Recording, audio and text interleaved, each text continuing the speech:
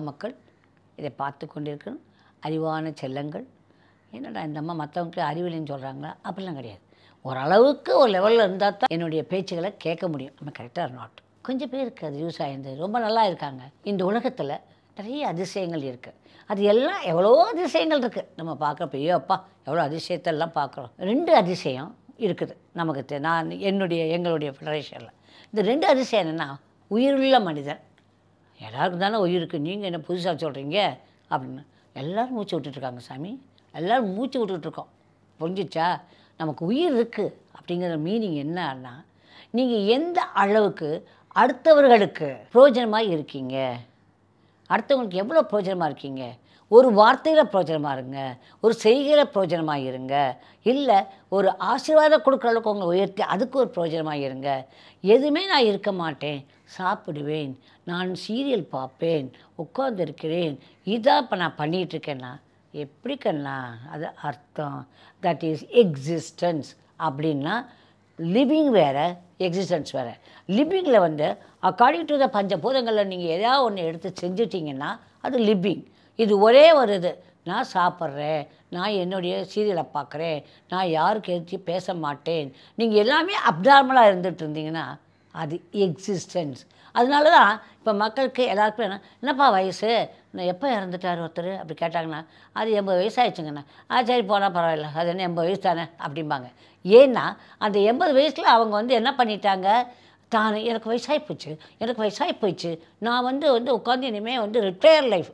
அந்த ரிட்டையர் லைஃபை யாராவது சொன்னாங்கன்னா என்னால் தாங்கிக்கவே முடியாது.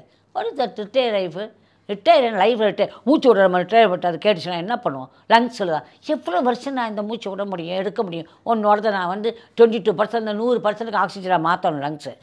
எவ்வளோ வருஷம் மாற்றிட்டு இருக்குது? போயா அப்படியே அது நிறுத்துல பார்த்தா நம்ம உயிர் போகுது, அது வேறு விஷயம்.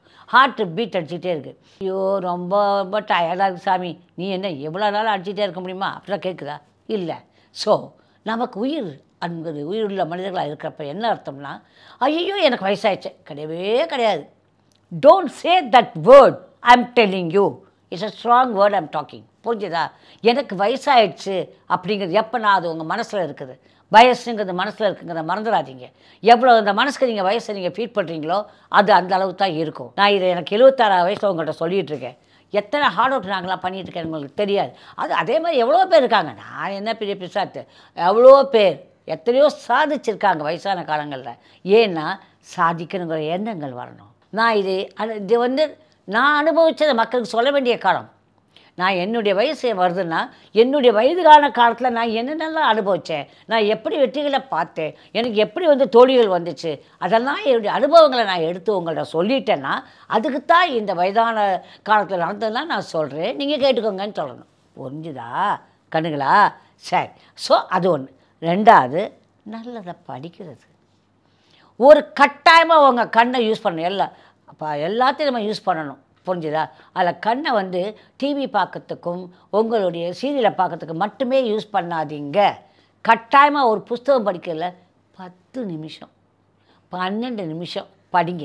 ஏதாவது ஒரு நல்லதை படிங்க, ஏதாவது ஒன்றை படிங்க. நீங்கள் நியூஸ் பேப்பர்னு படிச்சிங்கன்னா அவங்க குறை சொல்லவில்லை.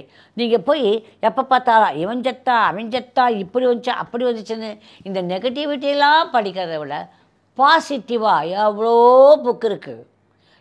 புக் இருக்குது. அதில் நல்லா என்ன வருது, ஒரு நாளைக்கு 10 இல்லாட்டா 12 பேஜ் படிங்க. உங்கள் வாழ்க்கை எங்கேயோ உங்கள் தரம் எங்கேயோ உங்கள் தரம் உயர்ந்துடும். ஒரு நாளைக்கு ஒரு புக்கு முடிக்கணும்னு நினைப்பேன். அந்த அளவு வெறித்தனமாக படிப்பேன். அந்த படிக்கிறவுடைய தாக்கங்கள் தான் உங்கள்கிட்ட நான் வந்து பேசுகிறேன். புரிஞ்சா கண்ணுங்களா? ஸோ ஒரு புத்தகம். ஸோ நமக்கு 2 விஷயம் இப்போ என்ன சொல்லியிருக்கோம். ஒன்று வந்து உயிருள்ள மனிதனாக வாழ்கிறது. நீங்கள் எத்தனை வயசு வேணுமாலும் இருங்க சாமி, நோ ப்ராப்ளம். பட் உயிருள்ள மனிதனாக வாழணும். No existence proper. நான் வந்து உயிர் வாழணுங்கிறதுக்காக 8 தடவை வந்து டாக்டர்கிட்ட போய்க்கிட்டு அதுக்கப்புறம் பார்த்துக்கிட்டு அதனால் பிரயோஜனம் இல்லாமல் ஏன் அவங்களையும் கஷ்டப்படுத்தி நம்மளும் கஷ்டப்படுத்தி சுற்றிகளும் கஷ்டப்படுத்திக்கிட்டு என்னால் முடியும் வரைக்கும் நான் நல்லது செய்வேன்.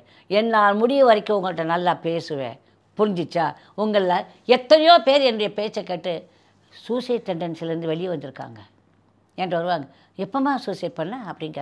அம்மா நான் சூசைட் பண்ணலான்னு இருந்தேன், திடீர்னு உங்கள் பேச்சை பார்த்தேன், சரி இவங்களை போய் பார்த்துட்டு வந்துட்டு நம்ம சூசைட் பண்ணலாம். ஓ அப்படி வேறு நினச்சியாம்மா, நல்ல வேலைக்கு என்கிட்ட வந்தேன், எப்படி சூசைட் பண்ண உனக்கு நல்லா நான் சொல்லித்தரேன்பேன். நீ ரொம்ப கஷ்டப்படாது, simple matter, I know being a doctor I can tell you all.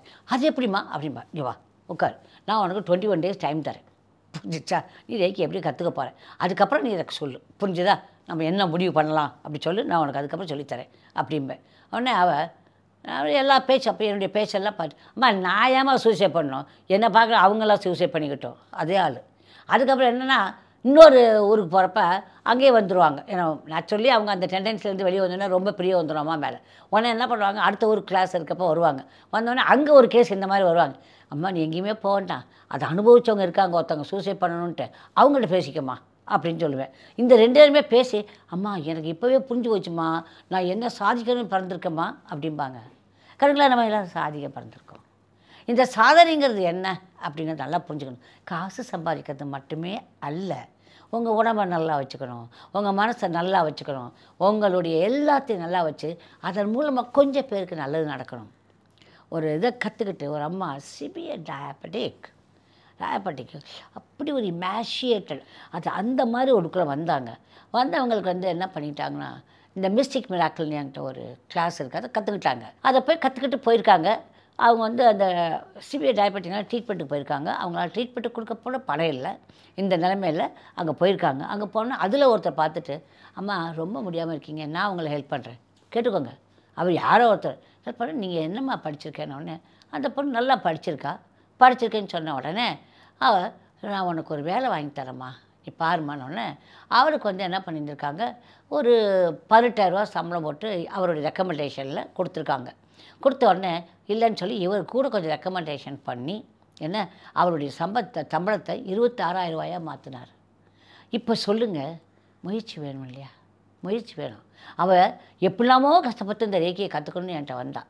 ரேக்கியை கற்றுக்கிட்டாப்புல, ஆன்லைனில் தான் கற்றுக்கிட்டாங்க.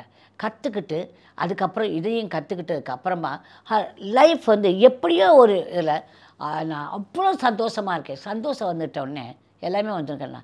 நீங்கள் இவ்வளோ சொல்கிறீங்களே, நான் அந்த பொண்ணு வந்து உங்களுக்கு ஃபோட்டோ கூட அவளே பேசக்கூட நான் சொல்கிறேன்.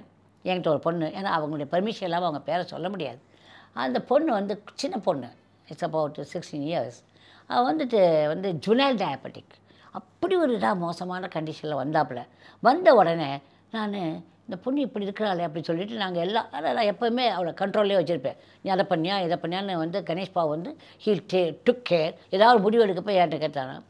பள்ளிக்கூடம் போகாமல் இருந்தாள், +2 போகாமல் இருந்தாள். நோ நீ கட்டாயம் ஸ்கூலுக்கு போகணுன்னு போக வச்சு இன்றைக்கி அவள் பிகாம் முடிக்க போகிறான். அது ஒன்று. ரெண்டாவது, ஒரு நாள் மீட்டிங் நடக்குது, there are so many people were waiting. நான் போய் அப்படிங்க ஒரு பொண்ணு வருது, வந்தால் யாரா ரொம்ப அழகாக இருக்குது இந்த பிள்ளை யார் அப்படின்னு கேட்டேன். அம்மா நம்ம பேர் சொல்லக்கூடாது, நம்ம பொண்ணுமா ஜுனைல் டயபெட்டிக்குமா. ஜுனைல் டயபெட்டிக்கா, என்னடா சொல்கிறேன், அவளா அப்படி ஆயிட்டா அப்படின்னு. ஆமாம்மா, ஒயாத பேச்சு எங்களுக்கு தான் தெரியும், எல்லாம் கேட்டுக்கிட்டே இருப்பா. ரேக்கியில் அத்தனை ஒரு அழகு, அடே அப்பா, எதுனாலும் நான் யூஸ் பண்ணத்தான் வேணும்பா. நான் ரொம்ப ஆசையாக ஒரு ஸ்டாச்சு வச்சுருப்பேன், அதெல்லாம் அம்மாக்கிட்ட எப்படியா அது எனக்கு தான் வரும் அப்படின்பா. அம்மாவை பார்க்கணும் அப்படின்னு விடாமல் என்னை விடவே மாட்டாள். அந்த மாதிரி வாழ்க்கையில் நிறைய அதிசயங்கள் நம்ம பார்க்கலாம்.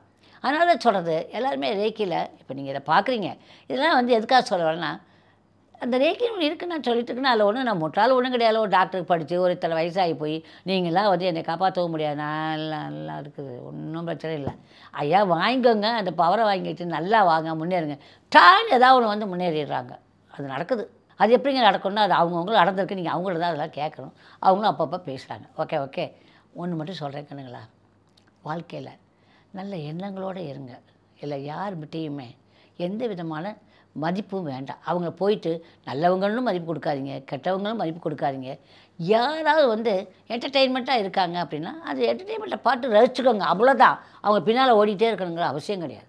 அவங்க என்டர்டெயின்மெண்ட் கொடுக்குறாங்க, அவங்க சம்பாதிக்கிறாங்க, அவ்வளோதான். Leave it, don't go behind them. Okay, you have your own life. அதுக்கு என்ன பண்ணலான்னு மட்டும் யோசிங்க. Okay, I love you all my love. சொல்கிறேன். குட் லக்னா செல்லுங்களே, வைரங்களே. ஓகே.